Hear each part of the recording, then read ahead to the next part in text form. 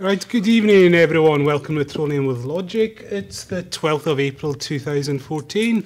It's 7 p.m. here in the UK and 2 p.m. Eastern Time in the States. Just get all the usual disclaimers and announcements out of the way. Like I say, you can call in any time tonight. The Skype contact's up on the bottom of the screen there. It's Trolling with Logic. And just, excuse me, just send me a little PM with your contact request and the gist of your question, and we'll add you in due course. And as always, everything is being recorded, so if you call in, you grant us permission to use your likeness. And also, this recording, as you can see by the other logo up in the corner of the screen, it's completely public domain, so feel free to mirror this or share it in part or in whole, just as long as you link back to us as a common courtesy. And like I say, if you can't get through with your questions tonight, contact at trollingwithlogic.com. Or any feedback, we really want to hear what you think of the show. And also, just as a note, if you're listening to us on iTunes, please leave a rating and a review and help us move up the ratings a little bit. It'll be very nice. So I'll just get straight on to introducing my crew tonight and welcoming. It feels like ages, but welcoming back, Kitch. How are you doing? Hey everybody, I'm doing great. How's everybody else? Yeah, we're all doing great. And Sheila, how are you doing? I'm doing good, Cal. Thank you. All right. And Marty, what's up? Not much. Yes, and to the person in the chat room, I am definitely not Russian. I can speak basic Russian, strangely enough, but I'm not Russian. But anyway, we'll very quickly introduce the guest. And tonight, he's written a really neat little book, if I can get it up here on my Kindle to show everyone on the webcam. No, I can't. My Kindle's taking forever to boot. But he has written a really neat little book called Forming A Worldview. And yeah, there it is for everyone. You can, if you head down to the Kindle store, just type in Forming A Worldview, it'll come up. And I hope I pronounced his surname wrong. I should have asked you this before. But it's David Mahler, is it? Or Mahler? David Mahler and Kitch. Please stop the noise. Oh, sorry. Right. And I think, as always, we'll get Sheila to go in with the introductory question. So take it away, Sheila. Excellent. Well, I guess, why don't you go ahead and give us a little bit of background information? I know that your book pretty well covers this, but just for anybody who is unfamiliar with you, why don't you kind of give us an abridged version of how you went from a member of faith to being agnostic? Sure. Well, you know, both of my parents, they were non-religious, but they were fine with me choosing whatever religion I wanted. You know, middle school, I was invited to a church youth group with a friend of mine, started to go, you know, was presented the gospel, became a Christian, and then I was a Christian for the next 16 years. I was a believer, you know, a fundamentalist Christian, in regards to, you know, believing that salvation comes through Jesus Christ, that's the only way to get to heaven, you know, all that kind of stuff. Married, kids, business, you know, all that kind of stuff. And then one day, my older brother, Troy, died all of a sudden, and he wasn't a Christian, he was an atheist, and so, you know, I really started to struggle with the idea of hell, because it just felt so unjust that someone would be sent to hell just based on what they believed or didn't believe. And so I really questioned within myself, why do I believe this is true? I'm near certain that it is true, but I was never able to find a good reason. Like, I used to always look at prophecy and whatever else to try to sort of support what I believed, but I would always leave frustrated. So I researched for a couple of months and eventually found something that broke the dogma I was taught of inerrancy, and that was sort of a New Testament writer taking something from the Old Testament out of context. That's something I could not accept, and so that was it for me. Okay. That's interesting. You know, I started out the same way. My parents pretty much left me to discover it on my own. But I just kind of stuck with it. I mean, I experimented a little bit, but for the most part, I just stuck with what I felt was truth. You mentioned it's not just your faith that's changed, but it's also your politics. Yeah, that was much before that. That was while I was a Christian. I was more of a Republican, and then I was introduced to Ron Paul, became more of a libertarian. So that was before, and nobody really cared about that. Everybody in my world cared about me becoming agnostic. Right. Just one thing, probably general question. The audience probably. Why do you choose to go with agnostic rather than atheist? Because I still have I have a preference for deism. Like I was a deist a couple of months after I realized that the Bible just simply wasn't from God. I have a preference towards it, and I'm just sort of like an open-mindedness towards it. But it's not, I'm atheist as far as like any specific gods, like Zeus or Yahweh or any of that kind of thing. But I'm still open to the idea that there could be some kind of consciousness. There could be souls. All that stuff is possible. I just you more see the kind of hard atheist as kind of shutting off that last door kind of thing. Yeah, I wouldn't. Yeah, especially too because atheist usually means like, or not usually, but it's often associated with people closing the door on it. Yeah, like you said. Okay, go back to Sheila. I think you had something there.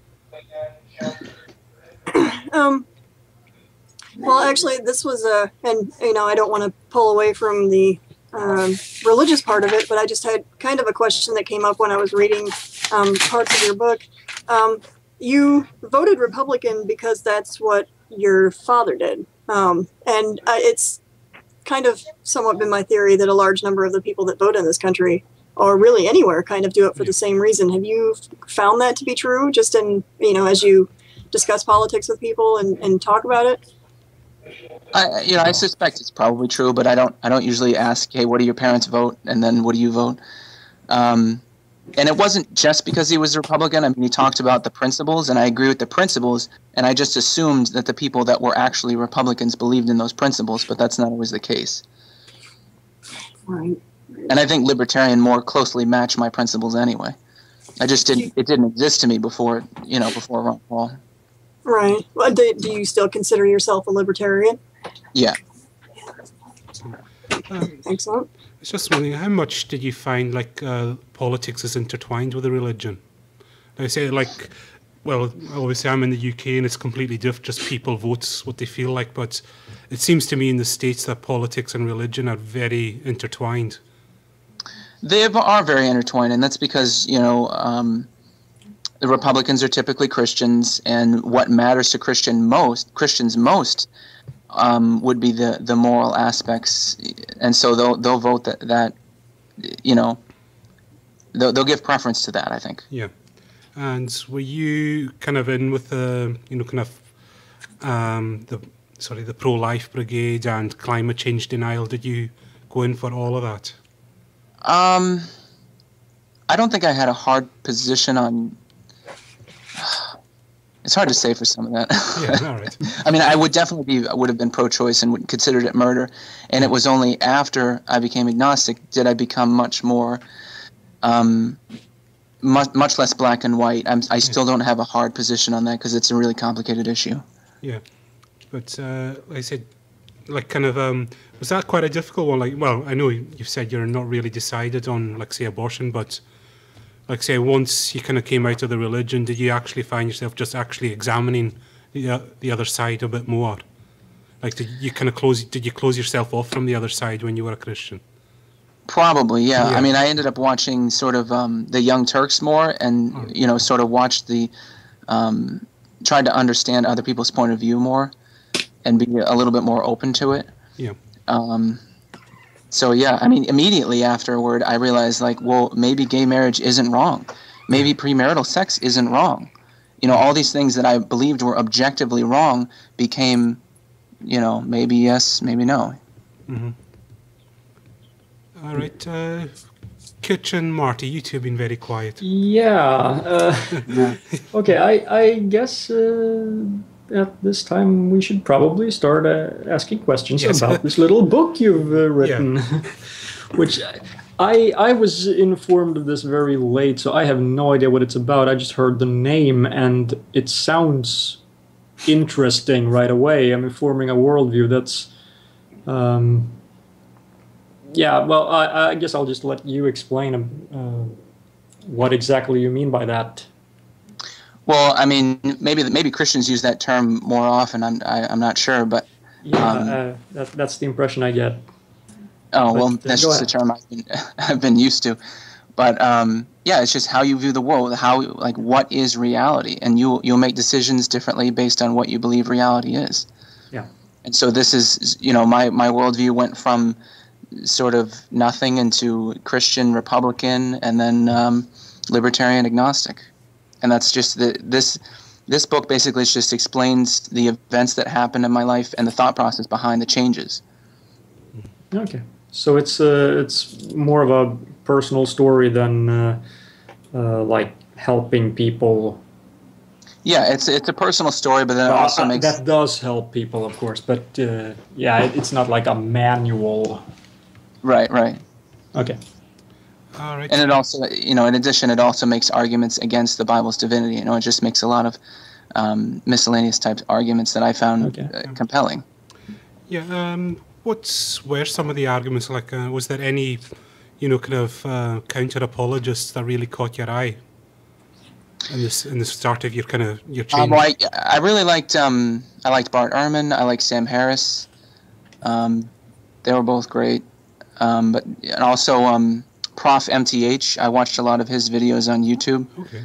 He put together a lot of good stuff. Yeah, those were the big ones. All right, Kutch, you've been the quietest of all you so far, so we'll bring you on. Okay. Yeah, so I was just trying to synthesize everything so I could come up with a little bit of a coherent question. I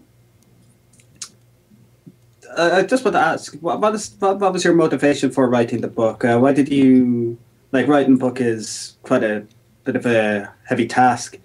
What was your main driving motivation? Was it to put this book out to help people, or was it more just to something you just felt you had to write, just get your story out there? What was it exactly? I think it was just something I felt I had to write. It was... sorry, my brother distracted me. Yeah, the main reason was because I felt, when I first became a deist, or, stop believing in the Bible, I wanted to convince other people. I debated with people and whatever else, and I just had this, people viewed me as if I had betrayed God, as if, I was foolish, and being emotionally charged in leaving the faith. They thought it was because my brother died and I wasn't coping with his death properly. And I wanted to really show people that this was based on logic and reason. It wasn't just some irrational... I'm not lashing out at God or angry at God. I even had to add a section in there explaining that I wasn't angry at God because people actually thought that. And I felt people didn't understand me, and they viewed me in such a poor light that I had to write something that was just articulated as best as I possibly could so that people around me would understand me. And likewise, that... I'm sure there are many other people that, like me, this would be a great book for them to show to their friends, say, look, this is reasonable, okay? Even if you don't become agnostic or atheist, I want other people to be able to accept people that are. Yeah. So just to go into, you mentioned there was a bit of a reaction from your own church when you can you go into detail what the kind of reaction was? I mean, was it quite negative towards you at first, or... did some accept, or was it mixed? I mean, the word accept is what I'm striving for, but I think for many of them, they'll never really accept it. It's always going to be a hope for everyone that I would become a Christian again. That hope will always be there. They believe that it's reality. They believe that there is a heaven and hell. They're not. I'm sure, they're questioning. Maybe I'll go there. Maybe I won't. Because there's different angles on that, but they'll never truly accept it in the same way that I could accept someone being deist or agnostic or atheist, or even just someone that mildly believes in reincarnation. Yeah. All those are fine. You want to believe that? That's fine. Yeah. Yeah, it's just when you mentioned your brother was a non-believer, Like, what was your kind of? Did that cause a bit of friction when you were a fundamentalist? He was kind of like an uncle to me because he was like, 12 years older than me. So I wasn't around him all the time when I got older.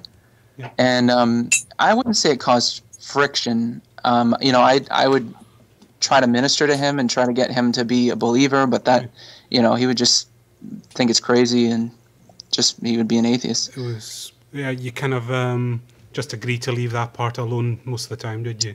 Just to get along. Yeah, I guess so. I mean, but I guess I should also say, though, when he was in a coma before he died, I went to the hospital and ministered him while he was unconscious. That was sort of my last time I ever witnessed, really. Okay. So, like you saying you were ministering, were you actually intending to go to seminary? I mean, was that a plan for you, or did you have that? No. It's just something that basically, every Christian should do in that type of situation, really. It's like everyone should be witnessing. Okay. Everyone should be trying to spread the gospel. Like I still go to church because my wife goes to church. All right. And they have something called the 1.5 push because they say in this area only 1.5% of people are evangelical. So the whole goal, the idea is they want more and more people to become evangelical Christians. Yeah. Okay, I think I'll go back to Sheila. If you have something to come in. Does it? No, it's fine. Does it cause any friction between you and your parents, or they just pretty much don't talk about it? Well, my dad was never actually a believer, so it's actually brought us a little bit closer together. Because we have, we have more similar minds now. So my mom, it's funny because my mom wasn't a believer, but then I convinced her to become a believer. So that was back in 2001. So now she's all like confused and doesn't know how to deal with this kind of thing. Yeah. So I think it's fine, and it's just kind of a topic that we sort of avoid, I guess, at this point. All right. Okay. I have just a guest chat room question. It's from one of the guests with a lot of numbers in front of them. Which is a better model, rationalism or empiricism? Well, I read the definition of rationalism, and I went with that as far as the explanation of my book. So, honestly, I don't even know what empiricism is. So. Yeah, I don't know. Was that for the panel? I don't know. We'll let them elaborate on that. But Marty or Kutch, you can come in with a question there. I have just to comment on that. I'm not really sure what the difference is either. All right. To Google. All right. Yeah. Well, I was going to say, like, in your time as a fundamental, I mean, what did you think of, some of the kind of more notorious evangelicals, like, Ray Comfort and Kent Hovind and all of them? I mean, were you kind of fans of their work, or, I mean, what was your view of them? I guess to some degree. Like, I did watch videos with Ray Comfort and the other guy, the younger guy, the more famous person, Kirk Cameron. Yeah. Yeah. And so I even I would say I was in their camp. So I used to watch Ken Ham's videos about the dinosaur stuff and all that kind of thing. I'd borrow it from my mother-in-law and watch that because I was always looking for convincing evidence that I could use to convince others that it was the truth. Especially my dad. My dad was the biggest one. I'd bring him to church and we'd be watching this speaker that was talking about that they have dinosaur bones that were found next to the bones of man, kind of like disproving evolution and all that kind of stuff. And I was like, my perspective was, I believe this is true. Here's a really smart person who seems to know what he's talking about. Dad, talk to him. If you want the intellectual side, talk to him. But it just turns out, as far as I'm concerned, I was just wrong. How important would you say that those things were for your beliefs? I think for me, perhaps differently than most people, I thought I was a very rational person, and I thought the evidence was out there to support Christianity. It's when I found out that idea of Christianity was a facade that I couldn't believe it anymore. I was never like overly thinking it was all about faith. I just thought that I thought the evidence supported it. I think I just too easily supported the surface arguments, the surface evidence, because it was already my position. Yeah. You know? Because I think it's interesting when, I mean, some people give up Christianity because, like before you mentioned hell, like the thing that gets you starting to doubt it is like, why would God do that? Hey, wait a minute, this doesn't make sense. But for others, it's, something like finding out that there is actually plenty of support for the theory of evolution. Yeah. And then, but then on the other hand, you have a lot of Christians who accept evolution and they don't consider that a problem for their beliefs at all. That's just how God did it. Right, yeah. So it's interesting to hear from someone who felt that that was a contributing factor in giving up Christianity. Yeah, I mean, the main thing that did it was a New Testament writer writing something about, basically said like a prophecy has just come to pass. But if you look at the original context, it's just talking about Israel. And then once I realized that,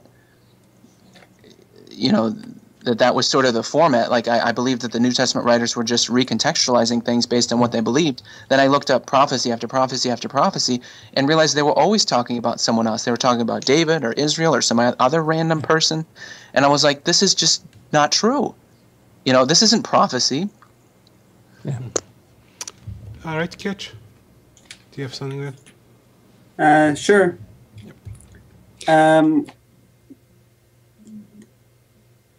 have another guest question I have written down here. I just never got, and I didn't actually take down who asked it, but he wanted to get your views on anarcho-capitalism. I have no idea. You'd have to ask my friend Alex Stewart. He's much, much more into the economic side. Okay, I think we'll go to you, Sheila. Let you come back in. Okay, I have a friend. Actually, I've talked to several people, but I've got one specific friend who, because he was so devout for so long, and now he's actually kind of swung the other way and is fairly anti-theist, but he still finds himself, like, every once in a while he'll get this twinge, like, wow, do you, like the threat of hell is still kind of lingering over him. Do you find that at all for yourself, or have you pretty much come to terms with everything? Yeah, I don't get that. I mean, at some point, I saw Bart Ehrman kind of mention that. He said, well, what if I'm wrong? And I said, yeah, that's true. That's right.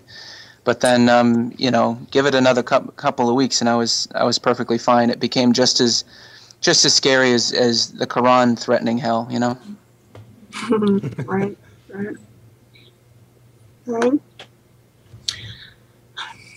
Okay, sorry. Sorry. Yeah. Am I not ranting long enough? No, but do you feel bitter at all about, that you might have wasted part of your life? I know some people have that regret that they kind of wasted a bit of their life on something like that. Yeah, there is an element of regret, and the first things I felt were sort of anger at myself for being so naive and just accepting something with that like so significant without any real evidence. So yeah, I kind of beat myself up a little bit about that, yeah. And but there's no time machine, so you can't do anything about it. Yeah, so I'm just trying to remember the time scale, but were you still in the faith, like at the time Richard Dawkins and them? Well, when Richard Dawkins kind of came to prominence. Yeah, I lost my faith probably 2.5 years ago, so it wasn't that long ago. Okay, so what was the kind of reaction to Richard Dawkins when he kind of shot to kind of the celebrity he is now? Oh, you mean while I was a Christian? Yeah, like, was there kind of organised response within the Christian community, or just what was the general perception like when he came out with the God delusion? Hello? Hello? David? And we've lost David. All right. We'll hopefully get him back soon. Yeah. Hopefully. Yep. Yeah, I don't know what else. Someone was saying, He asked if his deconversion was emotionally painful. Yeah, we'll kind of store that one up. Well, chat room, if you want to ask us any questions while David tries to get back, feel free. Yeah, I should probably mention that people are always pointing out about how I'm not blinking, obviously a reference to the fact. I hope people are not stupid enough to actually not realize that it's a still image. Yeah. But no, my webcam is broken and it's simply not a priority for me. So I'll get a new one. It's that and your Norwegian stoicism. No, the thing is... money's a bit tight right now because I'm actually saving up. I'm getting married this summer, so I have plenty of everyone, expenses coming up. So. Yeah, everyone, round of applause for Marty. And I think we've got David back there. No, we haven't. He's gone again. Okay. I was going to say, Kitch, do you have any news? Not much. Just a lot of traveling in the next couple of months. I'm going to Nottingham next month, and then Copenhagen for ESOF. So. All right. And So I can't really. Looks like David's gone all together, so we'll just have to wing this. Well, what we can speak about is we have a little something going on the 5th of July, and we're inviting all of you can actually attend. And no, it's not Marty's wedding. It's it's our annual charity show, and we're going for a good long 24-hour session. And Kitch, you can confirm a few names. You spoke to a few people this week, so. Yeah, let us know some of the people they can look forward to seeing. Well, we've got a few. We have a returning guest, Mick Nugent, who is president of Atheist Ireland. And he is always awesome. He is one of my favourite people in the world, I think I have to say. Yeah, he's great. Yeah, he'll be on for an hour along with... I think it's Angry, and I'm not too sure who Sarah, the co-host for that. Sarah. Yeah, just to let everyone know, because I know some people do ask about Sarah, where she is right now. She is going to be back on the show come the end of May when her school term ends, and we're very much looking forward to having her back hosting here. So carry on. Then, sorry. We also have confirmation from Phil Moriarty from 60 Symbols. Yep, and Phil is a very cool guy as well.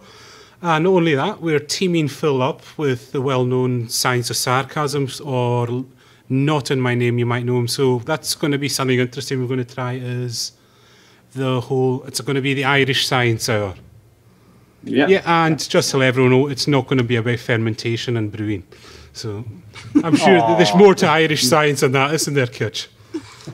Yeah, it's Irish science. It's mainly biotechnology, but we'll find something to do. And tiny stuff. Yep, and if pumpkin's there, no, it's not about physical force and explosions. So. Someone else knows Not in My Name. So yeah, we've got Not in My Name and Phil Moriarty. They'll be together, and Kitch and Sarah, who is intending to study physics. So we've kind of got like Kitch pointed out, we've got the full range of science education. We've got a high school science student. We've got Science of Sarcasm. He's an undergrad, isn't he? Doing toxicology. I think so. Doing toxicology. Kitch here, he's in the middle of his PhD, and Phil's a professor. So there you'll get to hear about science from all levels there. Yep. So it's going to be an interesting hour, hopefully. And I think that's everyone you've managed to confirm, isn't it, Kitch? So far, I have sent out more emails. Hopefully, if we get them back, they'll be amazing. Hopefully, trying to beat out our mainstead guest, our main guest. Yes. So far. There is one guest in particular. I can't announce it yet, but that big announcement will come in the following months. And there are a couple actually that are on the list right now that would be awesome to get, and people will crap their pants if we get them, but we can't reveal anything because it's not written in stone yet. Yeah. So. Well, Marty, you've got a few you can reveal anyway. Yeah, for one, we've got some Swedish skeptics. Yes. How do you pronounce VOF again in your own lingo? Vetenskap och folkbildning. Yeah. See, it's the language I love, Swedish, isn't it? We've had Martin Lundqvist on the show before, so he's going to be there. Yeah, and well, we haven't confirmed, but I think it's going to be a few more people from the society. So yeah, that was my understanding too, but I haven't talked to them actually. I'm letting you handle that. So everyone, get your ABBA and IKEA jokes at the ready for that one, and of course, lots of Norwegian insults for Marty. Oh yeah. Who else do we have? Oh, we have some YouTubers that I've been in touch with. King Crocoduck, Vina Lloyd. Yep. Logic may be around. I haven't been able to confirm that yet, but he got back to me, said something about he wanted to know more about it. But yeah, so we'll see. Okay. I can confirm a few folk. We'll have the Scottish Secular Society. They do have a new chairman, so he'll be there. And I think I'll be myself and Sheila will be hosting that because you're quite involved with them as well. Yes, I love the Scottish Secular Society. They're doing a lot of really great things, and I got to work with them a couple of times on some stuff. So excited about that one. And coming back, as always, I think this is the Marmite man of our guest list is Coughlin. I know the chat room's probably going to explode at the mere mention of that man's name. But you either love him or hate him. It's but we're going to bring back what we did in 2012, which it went down very well with me because I was doing the tech and I was in stitches the whole time because the tech kept failing and Coughlin and the Maxman they ran with it so well. So for those of you can, it's going to be Coughlin, the Maxman and Angry Pumpkin all in the same chat, Skype chat. So if you're offended by anything in any way, in any case, don't watch that. It's the hour equivalent of throwing a live grenade into a packed room. Yeah, there's got to be some collateral damage. Yes, what 5919 said. That's the only way I think we can make that more explosive if we got Thunderfoot in that conversation. But anyway, carrying on, we've got another comedian, one that you knew that you've been able to get a hold of, Sheila. Yes, he hosts the Funny to the Moon podcast. Sorry, I kind of had a brain fart for a second. His name is Travis Simmons. Very, very funny man. He goes by Big Funny. But for anybody who is unfamiliar with him, definitely check out his podcast, Funny to the Moon. He's on, it's one of the, a Blog Talk Radio. He often partners up with the Pink Atheist. They do a lot of stuff together. Very funny, very smart. He's a big fan of like Ingersoll and stuff like that. Yeah. So we'll probably be talking some about that and a little bit of philosophy and stuff. So I'm also going to be doing. I'm bringing the guys from A News on, so that'll be like atheist news and comedy and stuff. So I guess I'm handling the funny stuff. So and I managed to get a hold of a few people this week. We have Kylie Sturgis, also known as Token Skeptic. She's a well-known Australian skeptic. She'll be teaming up with Big Lundy for what is given that we have Coughlin and all that kind of insanity. It's very strange that the philosophy out always seems to be such a massive hit when you go from that extreme to this extreme. But yeah, she'll be, and we're hoping, and Robert Johnson, who we had last year, who wrote the really neat book, Rational Morality, A Science of Right and Wrong, he'll be joining in with that. Cool. And who else? This week we managed to confirm someone you might not, who I think is criminally undersubscribed and not mentioned, is Physics Girl. If you go onto YouTube right now, type in Physics Girl, look her up. She does some really neat videos. I think you've been quite impressed by her, Marty, from what you've seen so far. Yeah, I haven't seen a lot of it, but I like what I've seen. Yeah, and also on that we have the Science Babe. She does bits on history about everyday science. Are you familiar with her, Sheila? A little bit. Yeah. I don't spend a lot of time watching YouTube videos, but she's definitely one of them that I've seen. Yeah, well, she's more on TV, so it's kind of quite good to get her. And I can't remember who else we've confirmed this week.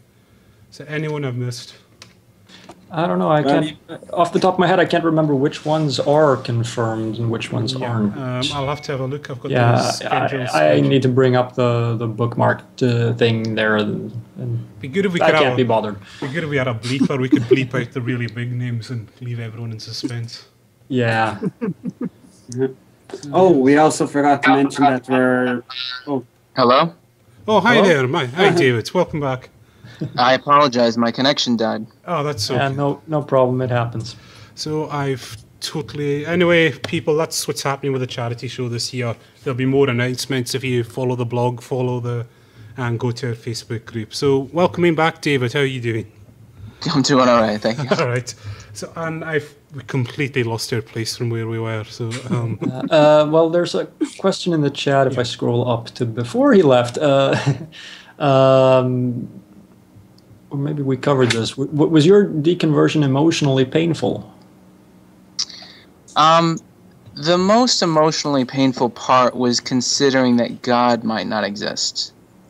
It wasn't. I mean, it was certainly emotionally and confusing during the seeking part. I was trying to figure out if this is true or not. But then once I realized that the Bible wasn't from God, I didn't even really think about, does God not exist? Because to me, they were completely different questions. The question of God, I still believed in God because I believed it was impossible for us to exist otherwise. I didn't think that life, especially conscious life, would be possible unless there was a creator. So they were totally different questions. But to answer the question, it was much harder considering that, over the years, my very private conversations with God could have just been me talking to myself. Yeah, I guess one thing that I hear quite a bit is that people who give up belief in God, they feel kind of betrayed, almost like. Yeah. It was.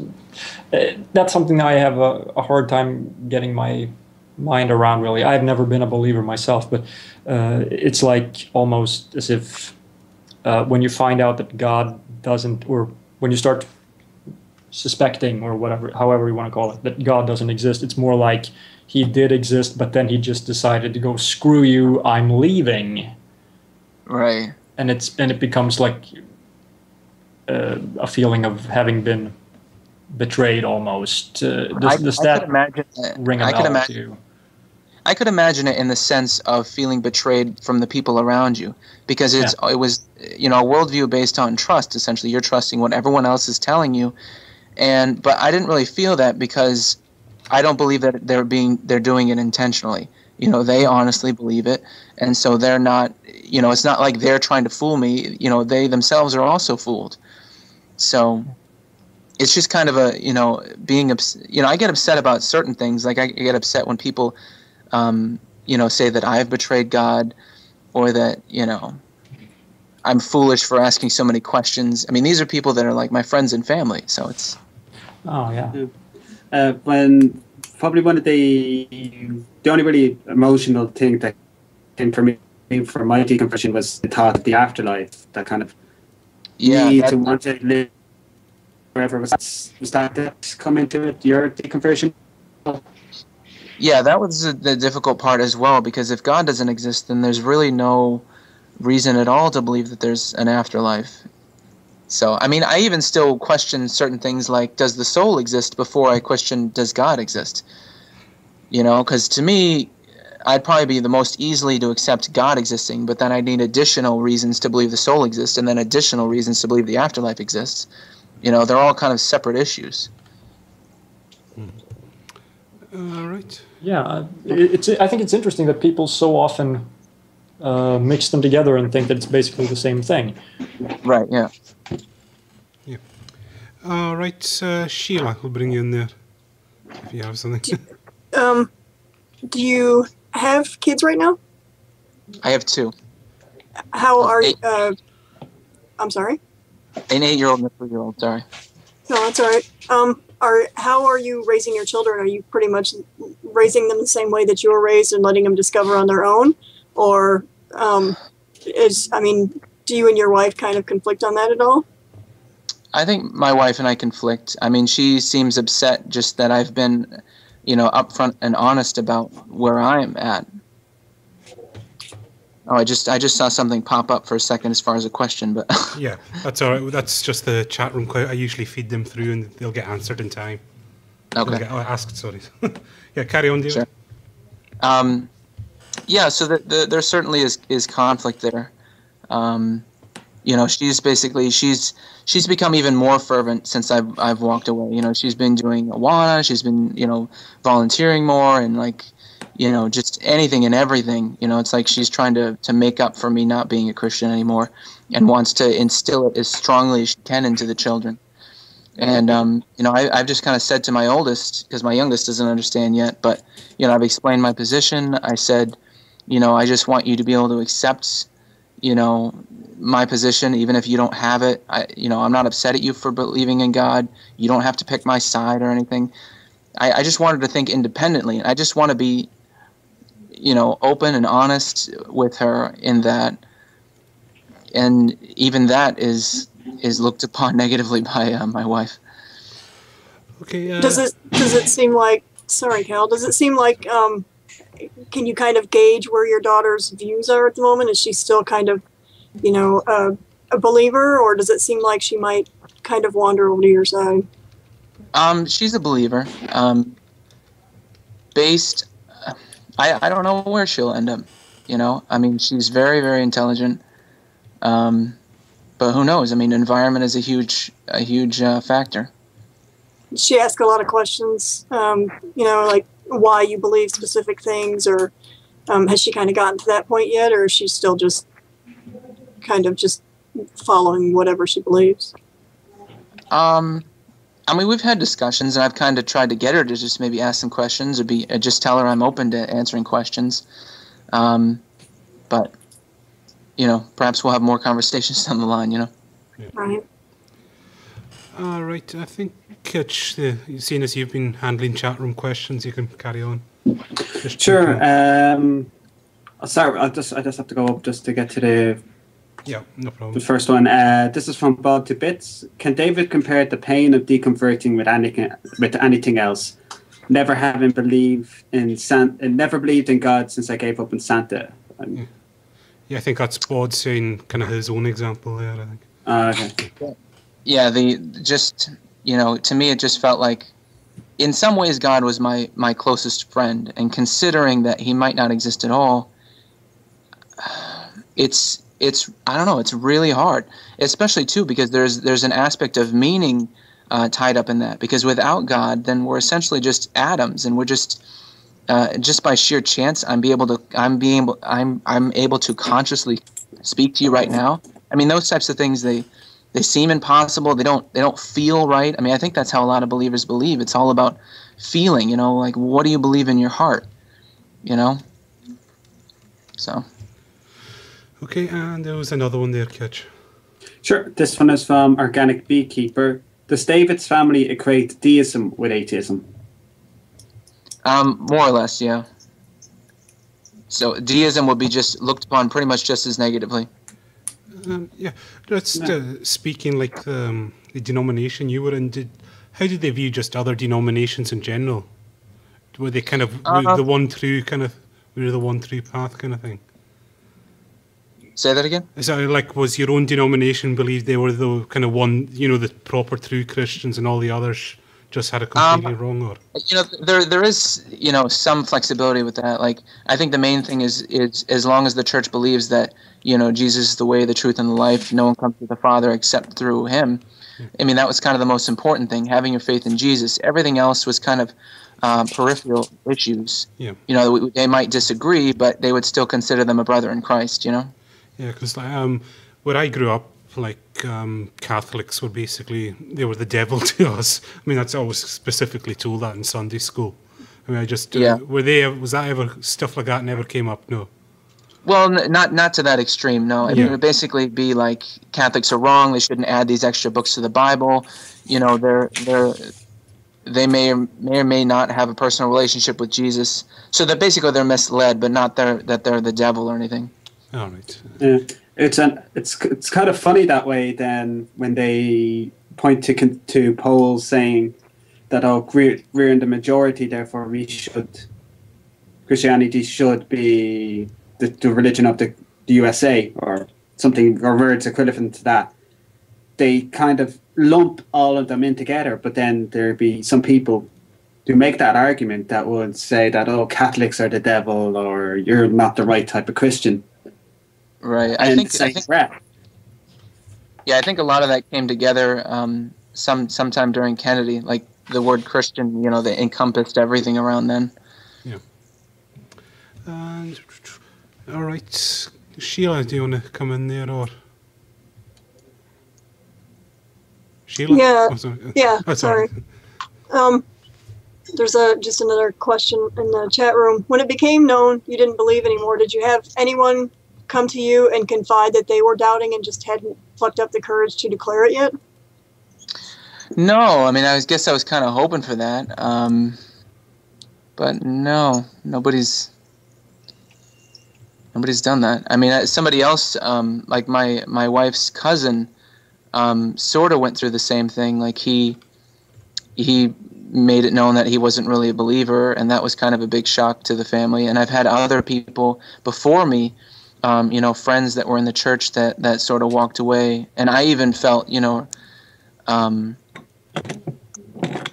that's a hard thing to see someone else walk away from the faith. So I understand how people feel about me, which is another reason I kind of wanted to write the book, because for me it was like this, why are you leaving? I don't understand. And so I'm sort of answering that to an older version of myself, if that makes sense. Yeah. No. Yeah, I was just going to say, when the doubts started to creep in, did you speak to any of the clergy, and what was their kind of reaction? Like, did you speak to your pastor or anything? Yeah, I did. I was trying to explain to them, perhaps naively, that like, hey, listen, there isn't evidence for this. Like, we should all follow truth, But they, I talked specifically about prophecy because I came up with a whole list of them about how they weren't actually about a coming Messiah. I mean, in many of the cases, and that they were just about, King David or Israel, about something that happened in the past. And then they just referred to it as mirror image, as if like, not only did they happen to this in the past, but they happened to Jesus, even though it's a completely different subject and a completely different context. And I said, how is that evidence? How is that evidence at all? It doesn't make any sense. And the reality is it just isn't. But there's some aspect of when you believe something, there's some level, something you think about things a little differently, and it's hard to explain. And Mm-hmm. All right, guys. Anyone want to come in there? Hello? Echo. Yeah, I'm trying to look through the chat room for more questions from people there, but it seems like they're talking about other stuff. Yeah, all right. I'm not interesting. Well, no, they were talking about basically should we read the book? And so the reply was, if you like reading stories of other people's deconversions, you should definitely read it. And I guess you'd agree pretty much with that. But on that subject, should other people read it as well? I mean, who will? Well, obviously you want everyone to read it because sure, you're getting paid for it. But no, but I think it'd be appropriate for people who are trying to figure out their worldview. People that are doubting, or people that have left the faith, that have people around them that just don't understand, and they don't want to take the time to write their own story. They can say, listen, my story isn't exactly like this guy's, but read this and maybe it'll help you understand me a little bit better.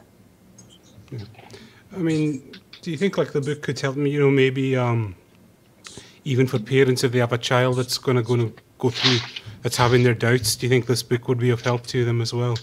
It could be like to a child, you said? Yeah, like say, as a resource kind of thing, like, like I say, you have quite liberal parents, but say there's another, and, their own kids going through his doubts about religious faith. They say, would you recommend a book in that? The audience should be probably at least teenage or something, because I do talk about some things like prostitution and stuff just on the libertarian side. Sometimes I talk about heavy topics like drug use and whatever else. Yeah. So I wouldn't give it to a child, but. All right. Okay. So can you go into depth for like what bits of drug abuse do you talk about in the book? Well, I kind of talk about how my position has changed on some of those things, like little nuances.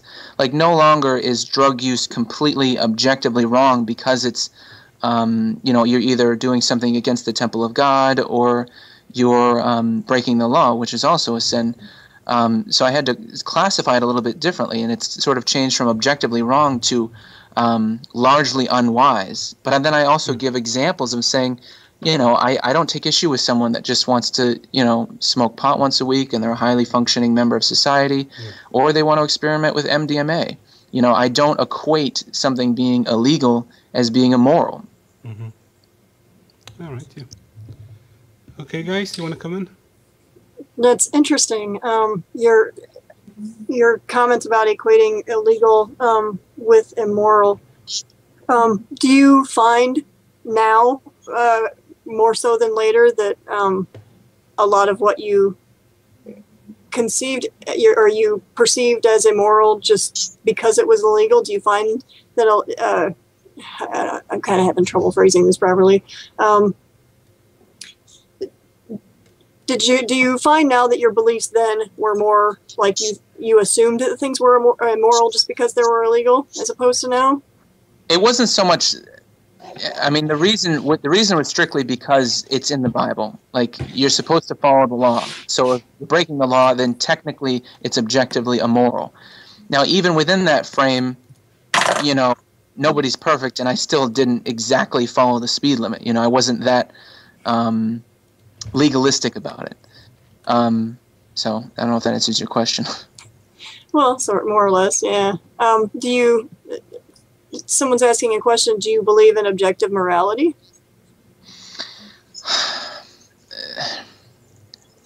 I guess not, as far as like completely objective. I think it's a mix. Like, if there is a God, then maybe you could argue that some of morality is objective. Like, I don't know, some things are more black and white than others. So I guess I'm largely more subjective. Mm-hmm. Is it like? But I don't think it'll ever be the case where raping someone is okay. It's not like a society, a million years from now that will be okay. No, that'll always be wrong. Yeah. Right. I say, how much do you get hit? Because that's like, for anyone who deconverts, it's one of the most common things we get thrown at us about morality. I mean, was that quite when people are trying to keep you in the flock, so to speak, did they use that argument a lot? I don't think so. I mean, they kind of. I mean, at one point, somebody sort of wanted to keep me in, as far as like almost like you're betting eternity on this kind of thing. And I said, well, I'm not even sure that there's anything after you die at all, And then people are kind of shocked by that position, even though it seems to be the most reasonable at this point. I was even shocked to hear my brother thought that years ago. I was like, really? Like, that's it? Like, you just die and that's it? You're gone? It's shocking to a believer to even consider that. Yeah. Okay, there was Kitch, there's some questions come through for the chat. I've put them in the Skype there. So. Sure. I think. Do you think those of this is from a guest with a lot of numbers? Do you think those of faith should read the book too, to try to help them understand why you turned away from faith? I ask as one who realized there was no God after searching for a spiritual fulfillment until I was 47 years old. So the question is, do I think Christians should read it so that they understand better? Yeah. I think it's more broadly as people of faith, so Christians. Yeah, I mean, I think that would be great, because I think there is this stigma associated with agnosticism or atheism, and I think a lot of that would be less if Christians better understood. But the problem is, it's sort of this catch-22. I mean, it's my desire that people of faith would be able to accept people that don't believe as a rational position that they just don't happen to have. That's kind of impossible in a way if they really believe it, because if they really believe it, they really believe in heaven and hell, and that what you believe actually it matters in regards to where you go. So it's you know, it's kind of impossible to have this middle ground. I mean, it just is what it is. I mean, I don't know. Okay, and there's another question there, Kurt, isn't there? Or was that them? I think that was them. Are we caught up with it? Just let me double check. Yeah, that's it. So go back. Sheila or Marty, do you have something to come in with here? Well, there's another question there regarding the artwork on the book, I assume. The artwork and the title. That it seems sort of new agey, so it might not appeal to believers. Any comment on that? Yes. Apparently, I'm not very good at marketing, so. No, I just thought it was a beautiful photo that I saw, and I thought it was, you know, it really encompassed the idea of worldview, because it's someone, you know, the eye and then the globe. So I just thought it was really nice looking. Yeah. I was going to say, I mean, you're not a writer to trade, are you? If you don't mind asking. So, like, how was the process of writing a book for the first time for you?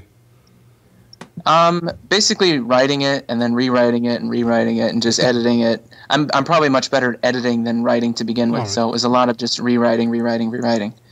Yeah. And did you look to any other kind of famous books, like, you know, for just general ideas of the flow on that?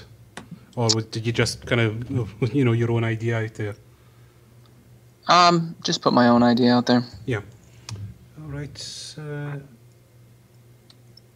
On that subject, what was it like being published? I mean, was it hard or? It was pretty easy. I mean, it's mostly just through it's just an ebook through Amazon. So, you know, once I wrote it and came up with the cover and wrote the description and all that kind of stuff, you just submit it. It's a fairly simple process. All right. Oh, okay. We do have a question from Commander Krug. I'm guessing, well, he's just come in here, but how much of a Christian were you before your deconversion? I think, I don't know, like if we were to use a scale, I don't know, what would be the most extreme? Like, I mean, I believed it as truth. As far as like, was I effective at convincing others or ministering to others? Probably not as much as I should. You know, I'd pray for other people and that kind of stuff. I'd have a relationship with God as far as, you know, praying to Him and praying for others and praying with my wife and going to church every week and, you know, thinking how awesome, you know, you still get that rush of how awesome it is when you hear of someone else coming to the faith. So it was very much a real important part of my life. I mean, a big focus of my wedding was like, hey, we want this opportunity to outreach to others. You know, it wasn't so much about like, oh, let's just celebrate, you know, our love together. It was, how can we use this opportunity for the kingdom? Yeah. You know, that was my demeanor. So you're pretty much it sounds like your every waking moment was almost, you were on the mission, weren't you? Well, I wouldn't say it like that. I mean, there's much of that you certainly focus on the rest of life, but it was. Yeah. It was very important. We'll put it that way. Mm-hmm. And like, what's the single biggest change just in day-to-day life you've noticed since you left the faith? Well, I'm a stay-at-home parent, so not too much has changed, but it's a little bit awkward, or at least it was a little bit more before. You know, going to church. You know, because I still go on the church softball team. You know, I still love playing softball. Yeah. And the first summer, you know, when I wasn't a believer, it was kind of awkward, really awkward. And so, you know, there's still that awkwardness because some people talk to me about it, some people don't. Some people tend to say hi to me more because they're happy I go to church kind of thing. Yeah. Other people I just think don't even want to talk to me. So. Okay, Sheila or anyone else, can you come in there? I'll go and look at the chat room, what they're saying. Sure. You said it was kind of awkward, like playing on the softball team. Was it just a personal feeling, or did you just kind of get like weird vibes from the rest of the team? And if it's the latter, how are they with you now? Have they just kind of gotten over the fact and they just get out there and play softball, or how is it? It probably is from person to person, but I think the first a lot of it was probably just internal for myself, because you know, there was a period of time where, you know, it's not like everybody knew at once. Like I made this huge announcement, so sometimes there'd be trickles of people like, okay, these people know. So some people knew, some people didn't. But I guess in some regard, I almost felt like I was being fake, because I'm like, okay, maybe some people don't know I'm not a Christian anymore, and I don't want to be fake. So I think most of it was internal. I wasn't getting the cold shoulder from a lot of people or anything. That's good. It kind of seems like you got a fairly nice group of people that, you know, despite the fact that you're not necessarily in the same faith anymore, at least they're still nice to you, I guess. Yeah, they're still nice. Yeah. I mean, sometimes I hear of things sort of indirectly, as far as like people thinking my arguments or logic is poor, which really, really frustrates me.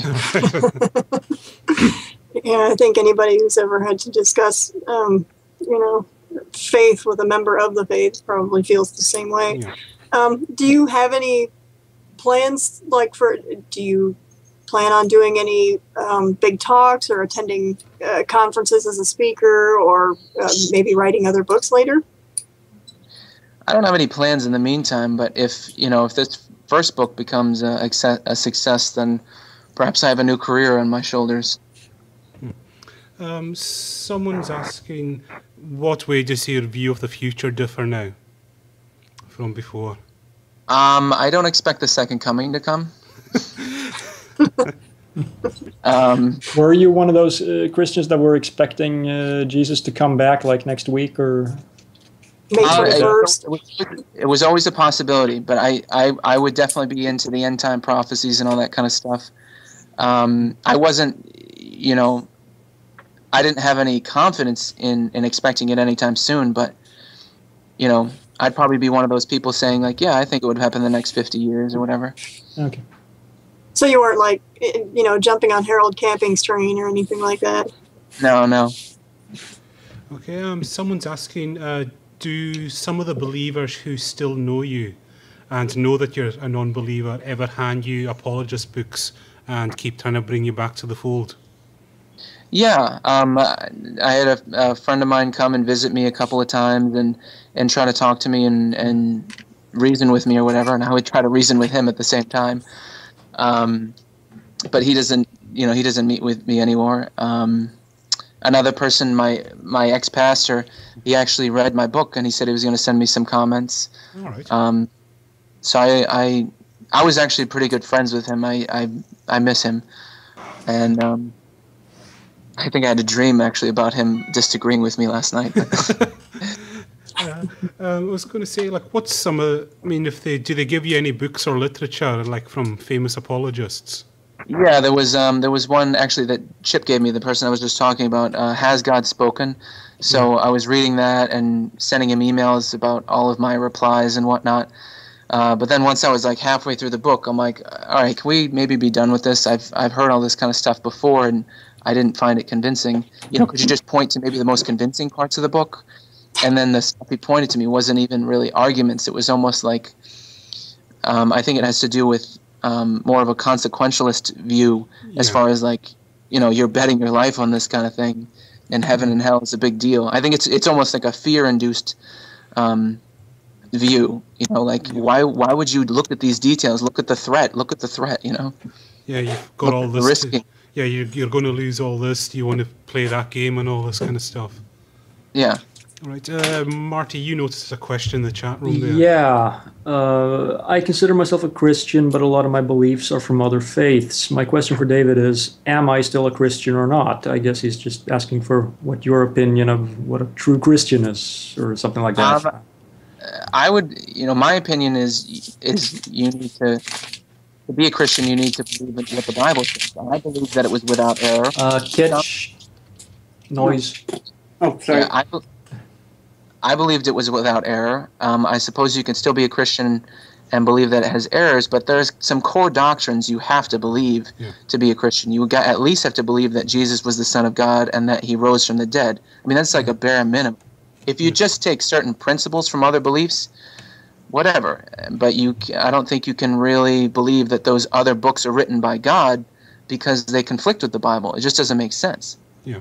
Yeah, I've had a similar idea. My answer to this question about who's a true Christian and whatever, for me it's always, do you believe in God? Do you accept that Jesus was the Son of God, that He died for the sins of man and rose from the dead?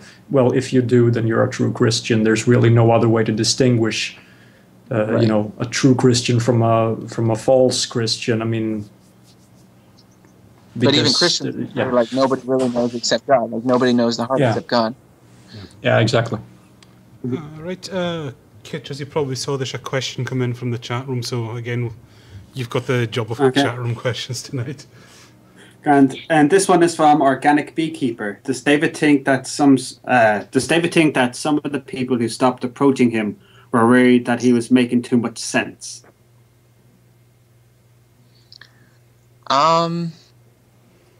I don't know if I can speculate as to why.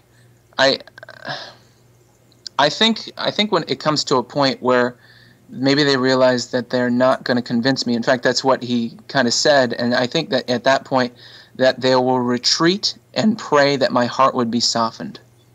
That's what I think they would do. Yeah. Interesting. And go back round. Sheila, do you want to come in with something there? Okay, sure.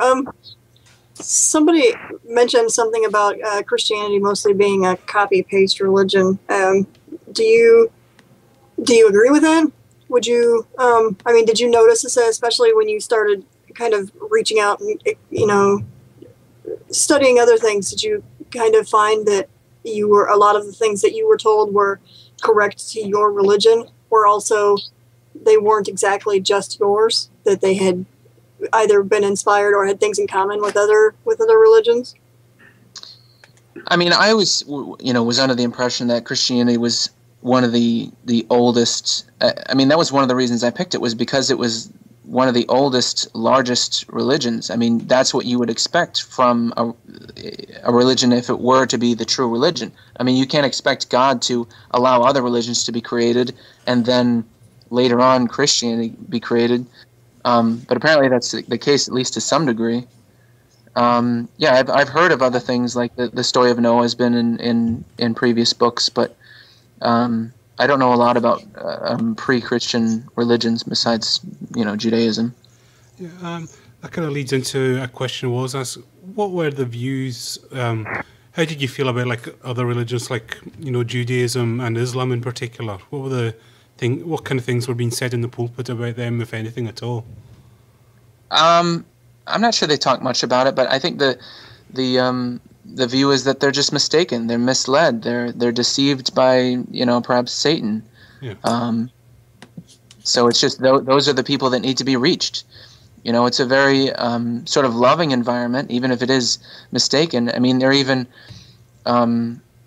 sort of like love the person, hate the sin, as far as like even homosexuality or whatever, like you should invite your gay friends to church kind of thing.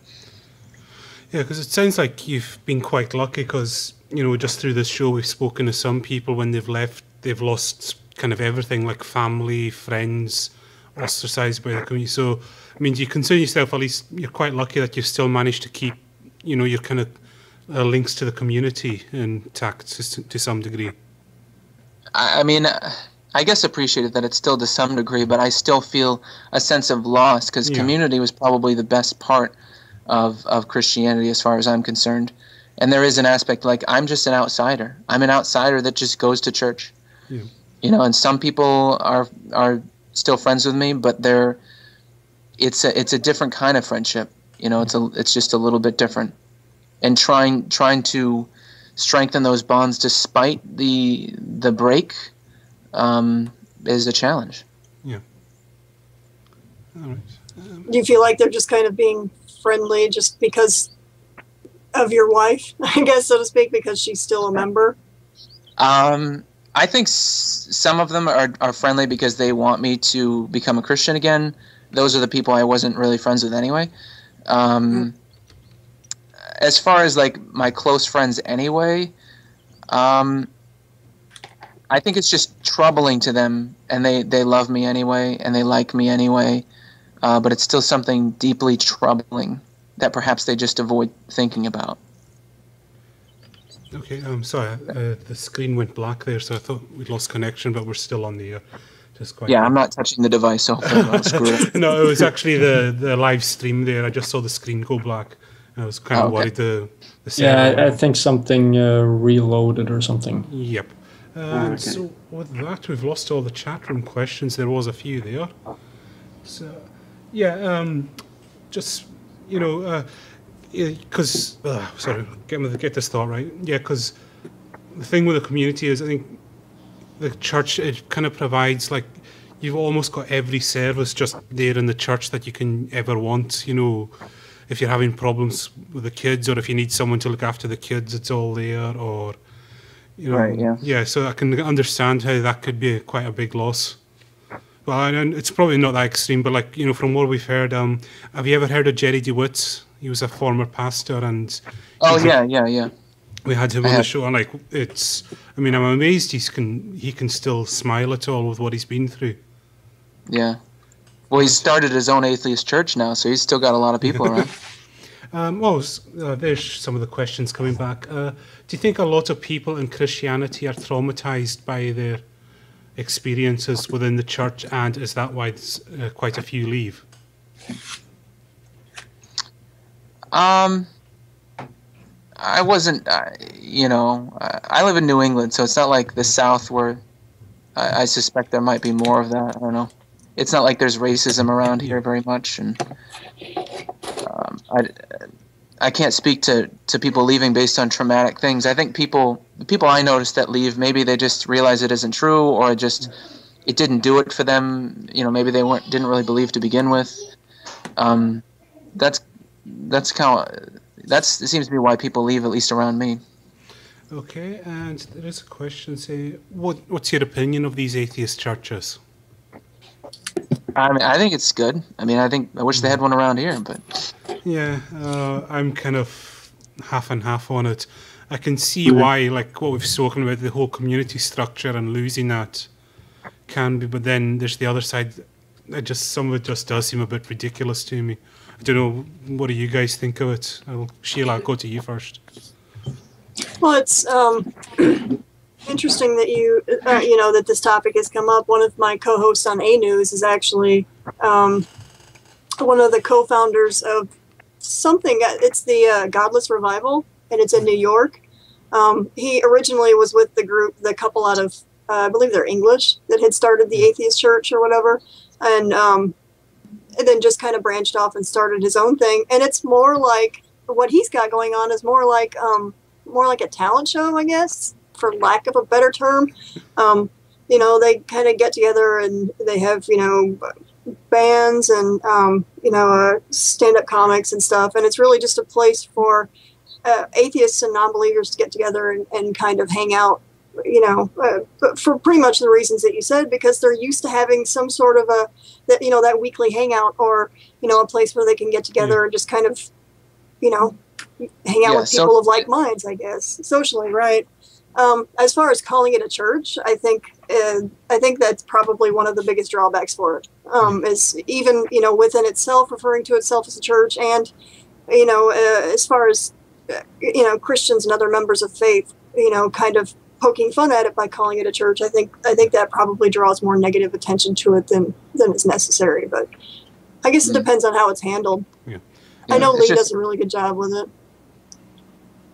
Yeah, Kitch. On the church. Kitch, get your opinion on that. Sure. I just find no matter how much coffee, I can never seem to get my thoughts out correctly.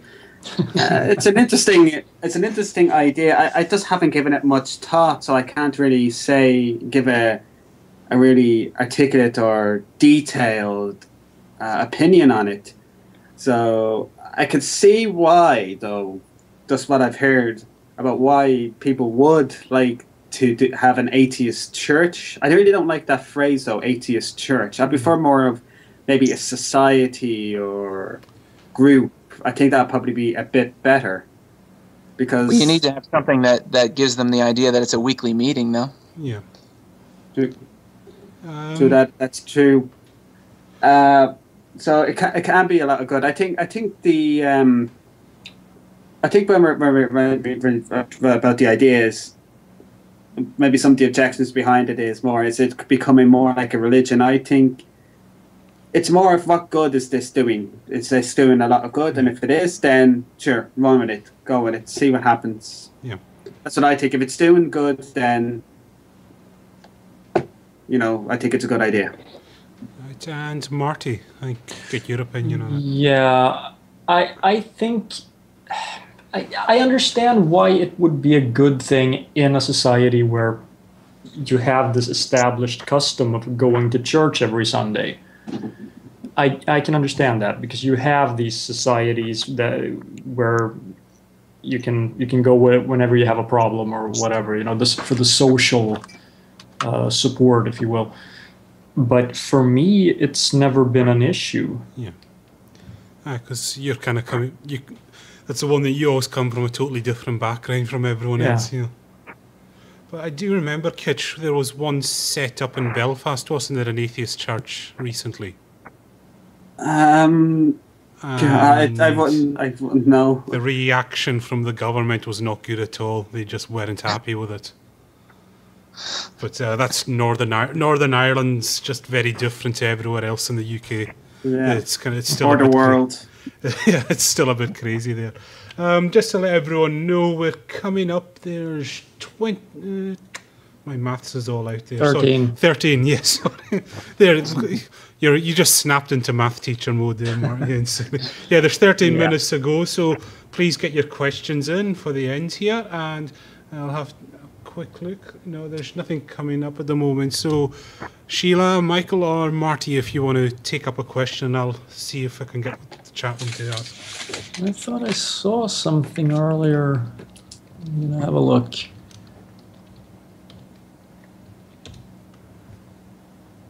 Whoa. No, I can't find anything. All right. Sheila, do you have anything? I don't know, not necessarily, I guess. Do you... No, I had one, but it's gone. Sorry. Well, this is what happens when it's about 10-15 minutes left. We run out of questions. No, I think there was a question in the chat room about why. I'm not sure. Maybe it was a joke question, but if Christians think that Jesus is coming back anytime soon, why do they bother having kids? Well, I mean, then more people, because the kids will live forever. I mean, that's more people to have in heaven. Yeah, like I said, I'm kind of suspecting that it was a joke question. So yeah. I have a tendency to answer things anyway. I was going to say, what's the one thing looking back on you, just with the whole that you just think, how did I believe that? Just there's one kind of little detail, whether it be the creation story or anything like. Is there just one thing, like say, someone used in apologetics that when you found out it was just totally false and you just went, how did I fall for that? Is there anything that comes to mind? As far as why I believed, or when I stopped just believing? Like I say, when you believed and you would listen to, say, your sermons or read apologetics books, is there just any details you remember you look back on and just think, how did I fall for this? Like, say it's just like one argument or something, say poor arguments from apologists, you mean? Yeah, like there's one pure argument you think, oh, how did I fall for that at the time? Yeah, well, I mean, like the one where they have died for a lie? The disciples. I found out the truth is we just don't know how they died or the precise circumstances of how they died, and you actually need several criteria in order for that to be a reasonable argument anyway. They need to have, they would have had to have gone through their deaths knowing that it was actually true, not just believing it. And if they recanted, then it would have saved their lives, kind of thing. Yeah. But we just don't know even how they died in most cases. Yeah, and is there just any others you can remember that really stuck out? I mean, just that dinosaur bones and human bones had been found together as far as evidence against evolution. Yeah. The idea that radiometric dating is flawed because, I heard that even my pastor said this, my educated current pastor, this whole idea that they found a live fish that was carbon dated to like 1 million years old, which is, basically shows that carbon dating doesn't make any sense. But then I learned that it's different from marine life. You can't use carbon dating because of what they consume or whatever, Mm-hmm. So it's just the science. reservoir effect. What'd you say? I think it's the reservoir effect. I can't remember. It's been a while since I've looked at it. Yeah, it's because they ingest their food because they get their food in the water or something like that. I can't remember. It's in Potholler's famous They ingest video. things that are extraordinarily old or something like that, Yeah, and that gets into their bloodstream and can give these weird ages. Yeah. So, I mean, it's just...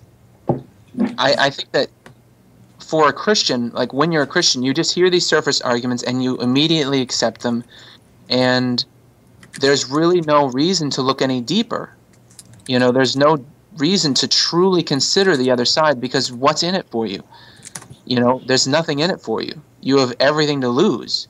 You lose your community, your comprehensive worldview, your expectation of heaven, all those things. And you'd be risking hell. So there's like no reason to even use your full faculties in the debate, Mm-hmm. I'm going to say... That was an interesting question there. I'm posting it now. We all believe pretty much different things. What makes you five on Skype think you're not going to hell? Just haven't seen anything. Me too. Yeah. What makes you think there is a hell? Yeah, that's the first thing. That's the question, yeah. You have to show us there's a hell first, and then... We're all skeptics, so without some sort of evidence to prove that there is one, then I guess that's pretty much it. Right. Whoever wrote that, I mean, do they fear the Quran's version of hell? And if not, why not? Yeah, that's the thing. Well, I don't know what you guys, but I know I will be resting up in Valhalla. Well, technically speaking, Marty's got more right to go to Valhalla than any of us. He's from the original land of Vikings. I have Thor's hammer. Okay, everyone. Like I say, there's not much time left, so chat room, if you want to get your final questions in, now's your chance. And like I say, any last questions, I'll just go around for David from my panelists. Marty, do you have any last questions you want to get in? No, I don't. Sorry. Yeah. Sheila. No, I did want to tell you that it was definitely a pleasure to get a chance to talk to you. I was unfamiliar with your work before this week, but I will definitely be reading your book.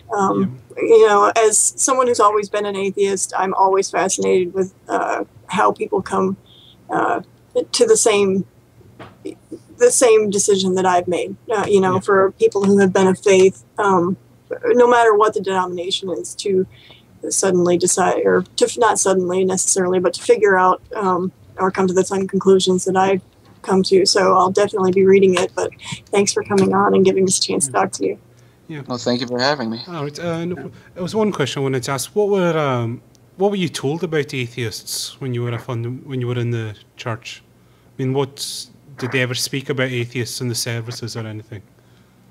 I noticed, perhaps I notice it more when I go to church now, but they're just, non-believers are just referred to as being rebellious and angry. And I'm being referred to as that. And I'm like, what?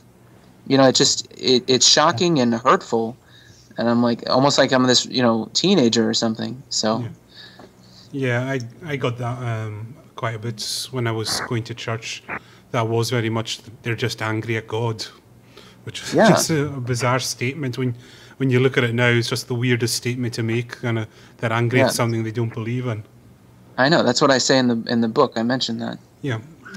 Kitch, do you have any final questions? Just based going off of what we were just talking about, carbon dating. Did you see the debate between Ken Ham and Bill Nye? And being a former believer, do you think that had any effect on changing people's minds on the topic of evolution? No, my wife watched it as well. So no, she has less respect for Bill Nye now. All right. Okay, everyone, we're coming up to the end of the show now, so we'll just do the usual. So, David, if you want to have a few minutes to shout out anything that you've got coming up, or just anything you want to say to our audience in general, now's your soapbox. Well, I mean, all I can hope for is that people will read it and share it, because all I am is a stay-at-home dad with a story to tell. I don't have some I can't exactly put a bunch of money towards marketing, because I don't think my wife would appreciate that. So. Oh, there is one question that's just come in the chat room. Do you agree that people of religion are totally unable to empathize with those who have no religion? I think that would be difficult, and I even with my wife, she literally doesn't understand it. I think it's at some point she said that nothing would convince her. Like, she could not be convinced that it wasn't true. Yeah. And that's sort of the difference between Ken Ham and Bill Nye. Bill Nye would be convinced with evidence. Ken Ham, nothing. Mm-hmm. It's. I don't think I had that type of position. Even though I thought I had the truth, I didn't have the position that I would believe it no matter what. I had the position that I fear no argument because I believe I have the truth. Yeah. I fear no evidence because I believe I have the truth. Mm-hmm. But I ended up changing my mind. All right. Okay, just to get the final thoughts of the panel, and I'll go to Kitch first. Yeah, big major thanks to David for coming out and making this a very interesting show, and I'll be sure to get your book, and I'd recommend for all of our viewers to buy it. Yep, I'll be putting the link in the chat room shortly. And Sheila, go to you for your final thoughts. Sure. I guess for everyone in the chat room, in addition to being here, you can also find me on A News, Inappropriate Humor and Atheist News. You can find me on Facebook or on Twitter at Sheila Blackadder. And Marty. Yeah, I don't know what I have to say. Thanks, David, for being on the show. And to those wondering why I haven't uploaded any video in a while now, well, I guess I uploaded one less than a week ago. But anyway, I've had a lot of work. It's that simple. So there's more to come. Yeah. And so a very big thank you to David, everyone. Everyone in the chat room, give you a big thumbs up for David for coming along. It's been great, David. Thank you very much for taking the time out. Oh, thank you very much for having me. It was great. All right, and just to let everyone know, we are back same time next week, and our guest is Kona Morris, and she's one of the authors behind the Godless comic series. If you haven't heard of them, they've been featured on the Richard Dawkins website. It's just like humorous little cartoon strips just on the subject of religion, atheism, and all that stuff. So hope you all look forward to that. And like I say, if you're listening to us on iTunes, please kind of give us a rating and a review to help us move up the charts a little bit. And I think there's no other announcements from us, is there? I haven't forgotten anything. Yeah, actually, we didn't mention it earlier, but the charity that we're raising money for. Oh, yeah. I'll mention the charity we're raising money for this year on the 5th of July is Engineers Without Borders. They're a really fantastic organisation. One, I feel they don't get enough publicity. Basically, they go in, just to give an example, like in a war zone, they'll put in things like fresh water supplies, they'll build bridges, roads, renewable energies for all, for those people who are unable, who are just a lot worse off than us. They're a fantastic group and well deserving of support. And so hopefully you will all join us and all really give us a lot of good donations that night. And I don't think there's anything else I can add. So hope you enjoyed the show, everyone, and have a good rest of the weekend wherever you are. And we'll see you all same time next week. So good night, everyone. Bye. Bye-bye, all. I have a preference towards it, and I'm just sort of like an open-mindedness towards it. But it's not, I'm atheist as far as like any specific gods, like Zeus or Yahweh or any of that kind of thing. But I'm still open to the idea that there could be some kind of consciousness. There could be souls. All that stuff is possible. I just you more see the kind of hard atheist as kind of shutting off that last door kind of thing. Yeah, I wouldn't. Yeah, especially too because atheist usually means like, or not usually, but it's often associated with people closing the door on it. Yeah, like you said. Okay, go back to Sheila. I think you had something there. Well, actually, this was and I don't want to pull away from the religious part of it, but I just had kind of a question that came up when I was reading parts of your book. You voted Republican because that's what your father did, and it's kind of somewhat been my theory that a large number of the people that vote in this country, or really anywhere, kind of do it for the same reason. Have you found that to be true, just in, as you discuss politics with people and talk about it?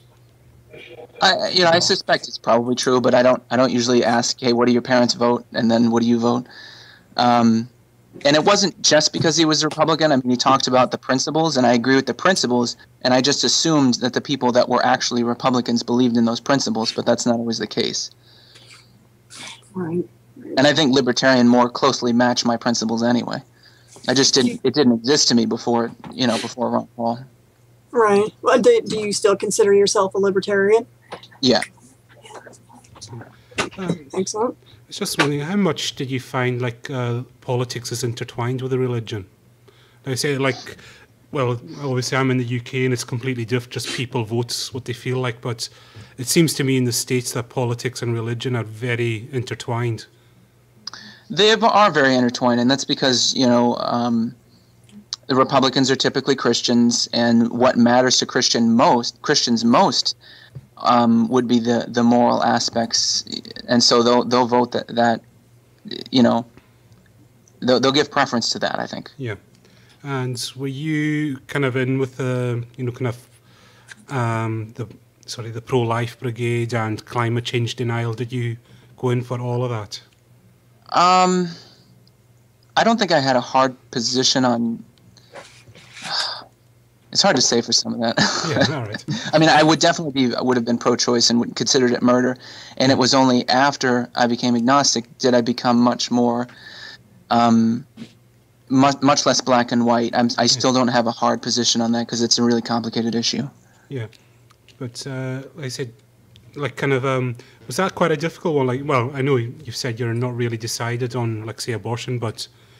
Once you kind of came out of the religion, did you actually find yourself just actually examining the other side a bit more? Did you close yourself off from the other side when you were a Christian?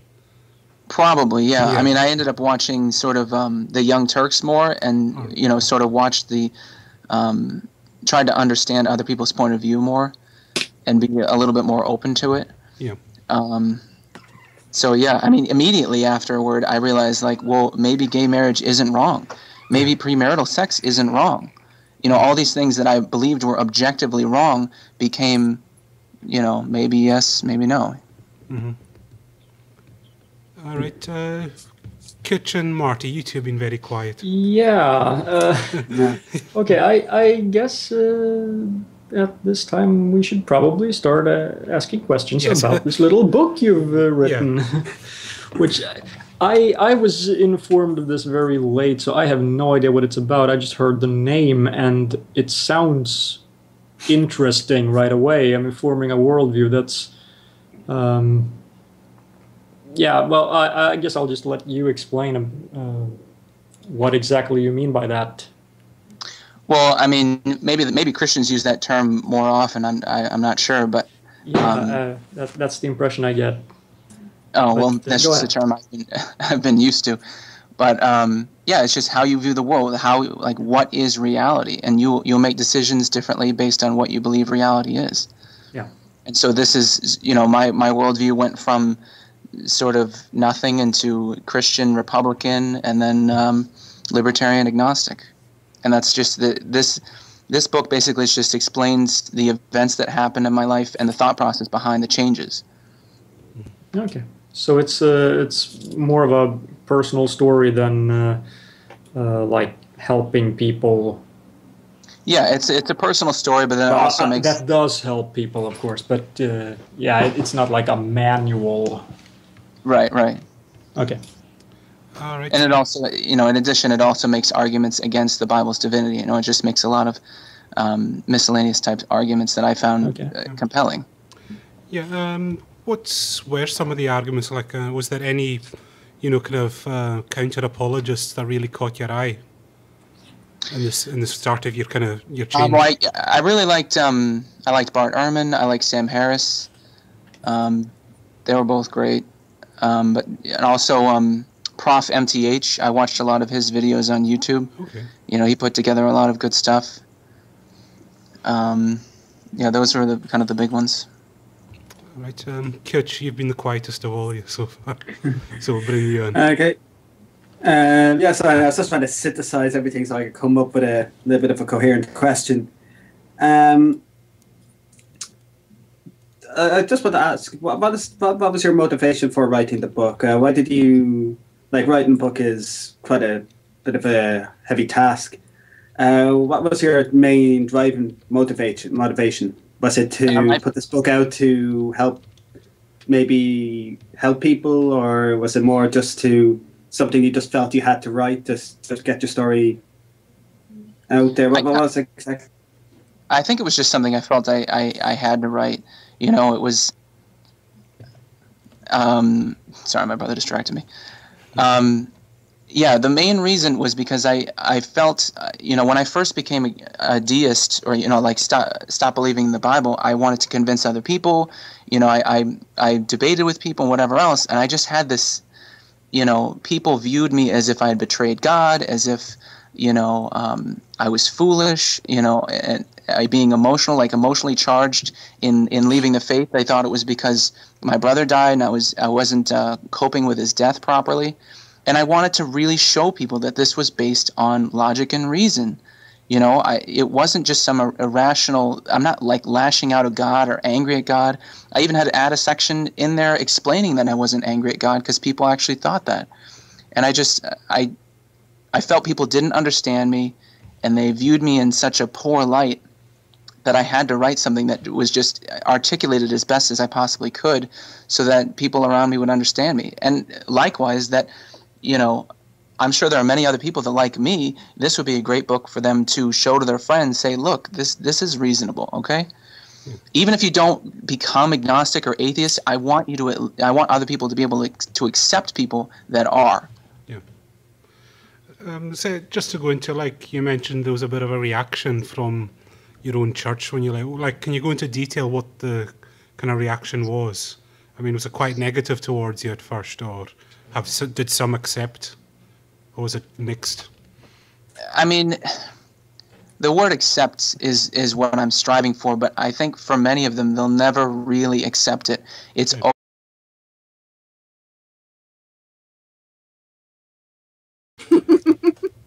Right, good evening everyone, welcome to Trolling with Logic. It's the 12th of April 2014. It's 7 p.m. here in the UK and 2 p.m. Eastern Time in the States. Just get all the usual disclaimers and announcements out of the way. Like I say, you can call in any time tonight. The Skype contact's up on the bottom of the screen there. It's Trolling with Logic. And just, excuse me, just send me a little PM with your contact request and the gist of your question, and we'll add you in due course. And as always, everything is being recorded, so if you call in, you grant us permission to use your likeness. And also, this recording, as you can see by the other logo up in the corner of the screen, it's completely public domain, so feel free to mirror this or share it in part or in whole, just as long as you link back to us as a common courtesy. And like I say, if you can't get through with your questions tonight, contact at trollingwithlogic.com. Or any feedback, we really want to hear what you think of the show. And also, just as a note, if you're listening to us on iTunes, please leave a rating and a review and help us move up the ratings a little bit. It'll be very nice. So I'll just get straight on to introducing my crew tonight and welcoming. It feels like ages, but welcoming back, Kutch. How are you doing? Hey everybody, I'm doing great. How's everybody else? Yeah, We're all doing great. And Sheila, how are you doing? I'm doing good, Cal. Thank you. All right. And Marty, what's up? Not much. Yes. And to the person in the chat room, I am definitely not Russian. I can speak basic Russian, strangely enough, but I'm not Russian. But anyway, we'll very quickly introduce the guest. And tonight, he's written a really neat little book. If I can get it up here on my Kindle to show everyone on the webcam. No, I can't. My Kindle's taking forever to boot. But he has written a really neat little book called Forming A Worldview. And yeah, there it is for everyone. You can, if you head down to the Kindle store, just type in Forming A Worldview, it'll come up. And I hope I pronounced his surname wrong. I should have asked you this before. But it's David Mahler, is it? Or Mahler? David Mahler and Kitsch. Please stop the noise. Oh, sorry. Right. And I think, as always, we'll get Sheila to go in with the introductory question. So take it away, Sheila. Excellent. Well, I guess, why don't you go ahead and give us a little bit of background information? I know that your book pretty well covers this, but just for anybody who is unfamiliar with you, why don't you kind of give us an abridged version of how you went from a member of faith to being agnostic? Sure. Well, both of my parents, they were non-religious, but they were fine with me choosing whatever religion I wanted. Middle school, I was invited to a church youth group with a friend of mine, started to go, was presented the gospel, became a Christian, and then I was a Christian for the next 16 years. I was a believer, a fundamentalist Christian, in regards to, believing that salvation comes through Jesus Christ. That's the only way to get to heaven, all that kind of stuff. Married, kids, business, all that kind of stuff. And then one day, my older brother, Troy, died all of a sudden. And he wasn't a Christian. He was an atheist. And so, I really started to struggle with the idea of hell, because it just felt so unjust that someone would be sent to hell just based on what they believed or didn't believe. And so I really questioned within myself, why do I believe this is true? I'm near certain that it is true, but I was never able to find a good reason.